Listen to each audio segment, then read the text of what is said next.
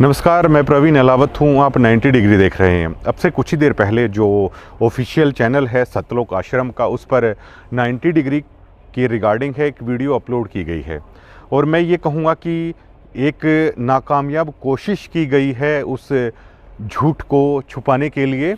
और देखिए, झूठ हैं वो ऐसे छुपाए नहीं छुपते हैं। बहुत सारी तैयारियों के बाद और बहुत सारे रीटेक के बाद जो उस वीडियो के अंदर किरदार हैं, एक पत्रकार भाई हैं हमारे, वो तनखइये नहीं हैं। उन्होंने बेहद रिस्पेक्ट्स के साथ वो नाम भी ले रहे हैं, बातचीत कर रहे हैं। उसमें एक वो पत्रकार भाई हैं, उसमें एक शख्स हैं, बड़ी शानदार कोटी पहन रखी है उन्होंने, फब रही है भाई साहब आप पर। दूसरे एक शख्स हैं जिनकी टी शर्ट पर बी लिखा हुआ है, हरियाणा में, चलिए छोड़िए, उसको बी लिखा हुआ है उनकी टी शर्ट पे। और जो तीसरे शख्स हैं जिन्होंने सबसे लास्ट में है, वो इस वीडियो के अंदर बोल रहे हैं।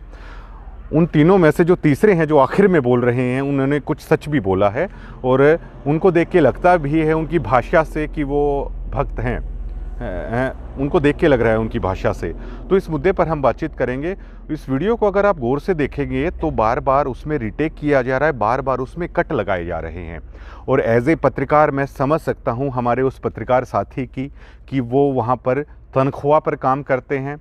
आश्रम का ही चैनल है, अब आश्रम के खिलाफ तो आप नहीं जा सकते, लेकिन एज ए पत्रकार मैं समझ सकता हूँ उन्हें कितनी मुश्किल हो रही है इस चीज़ को कवर करने में, कितने रीटेक हो रहे हैं, बार बार तैयारी की जा रही है। लेकिन फिर भी वो जो फिल्म है वो पूरी तरीके से फ्लॉप साबित हो रही है, चाहे उसमें महाराज जी से जुड़े हुए भक्त हो, क्योंकि उसमें साफ साफ पता चल रहा है जो वो लोग कह रहे हैं वो गलत कह रहे हैं, जो वो लोग कह रहे हैं वो ठीक नहीं है।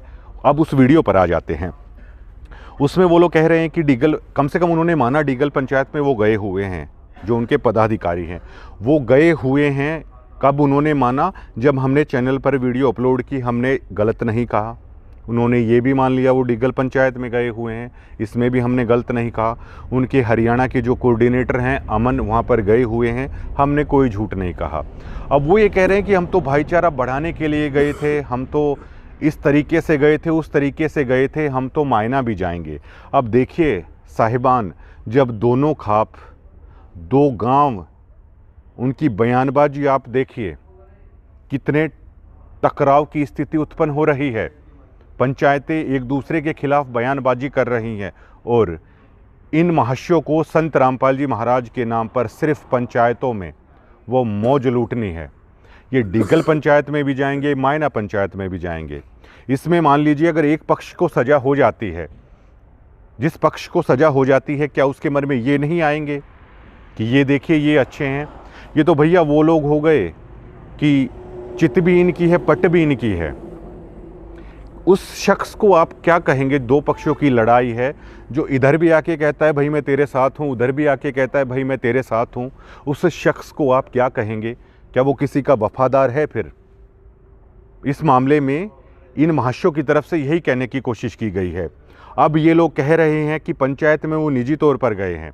अब वो पंचायत में जाना उनका निजी फैसला है, तो जो आप वीडियो में कह रहे हो, क्या ये कहना संत रामपाल जी महाराज का फैसला है? जब आपके कोऑर्डिनेटर पाइप बांटने जाते हैं तब आप कहते हैं कि हम संत रामपाल जी महाराज के बिहाफ पर आए हैं, उनका आदेश है। अब जबकि आप पंचायतों में जाके, मैंने वो खबर दिखाई, आप कह रहे हैं वो उनका निजी मामला है।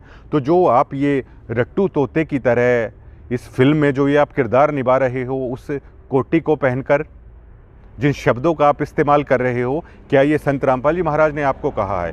क्या ये आपके निजी विचार नहीं हैं? आप सभी डिवोटियों के बिहाफ पर बोल रहे हो क्या?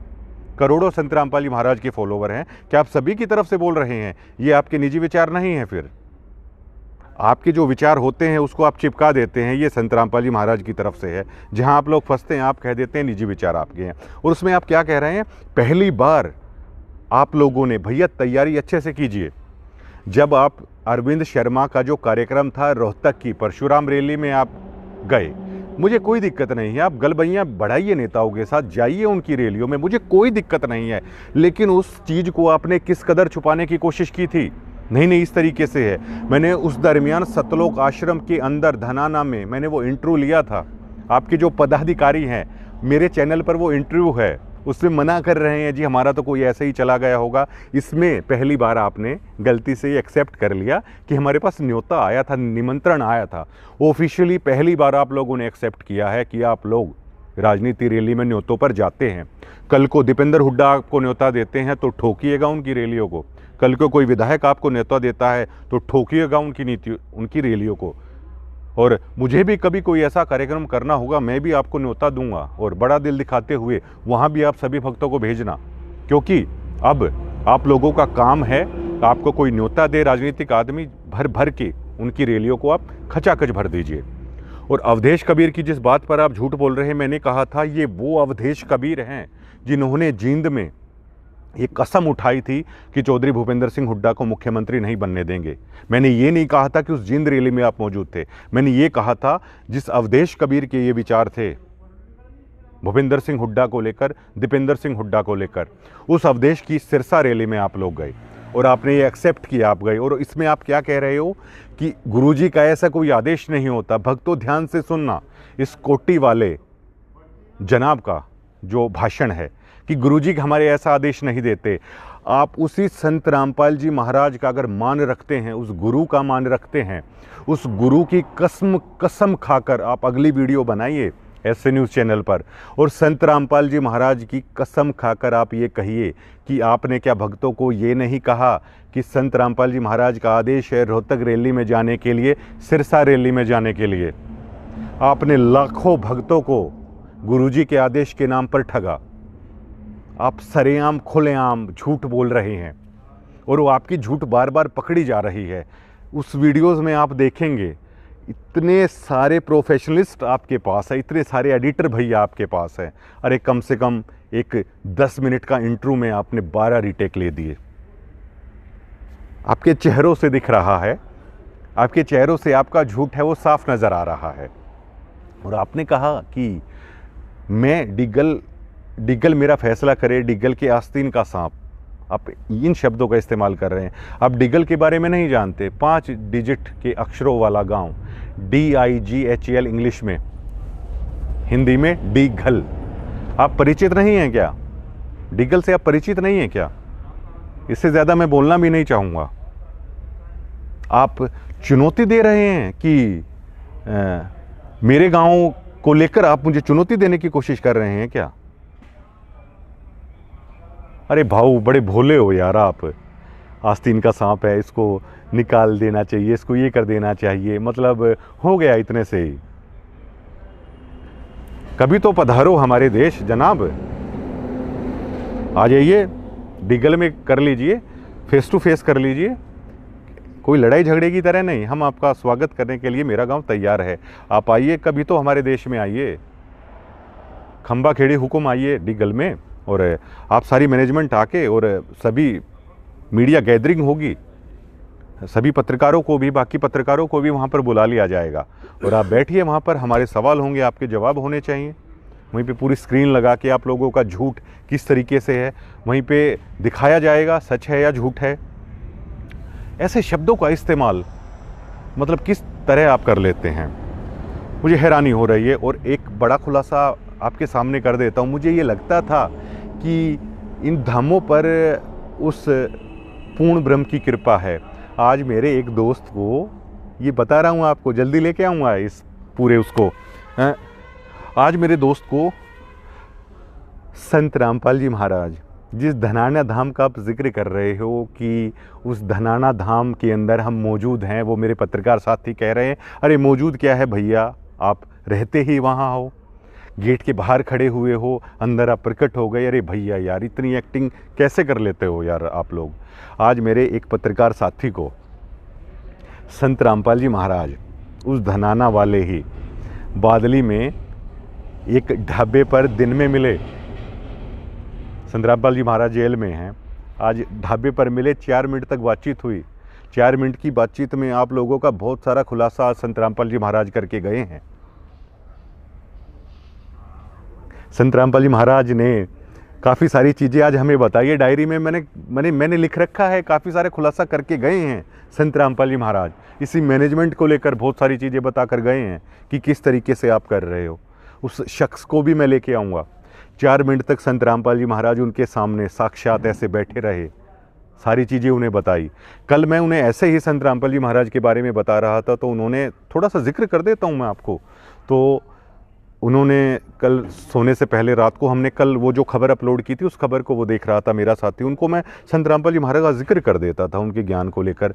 तो उन्होंने ऐसे ही कह दिया था कि अगर महाराज जी आप में कुछ है तो मुझे ऐसे ऐसे आप मेरा ये काम कर दो या सपने में मुझे बता जाओ। आज महाराज जी उनके सामने आगे ये बोले संत जी कि भाई सामने ही आ गया हूँ, अब बताओ क्या है। बहुत सारे दोहे बताए, 2 अक्षर का वो पंक्ति उनको सुना कर गए कि हंसा निज घर को कैसे जाता है, इंग्लिश में बात करके गए संत रामपाल जी महाराज।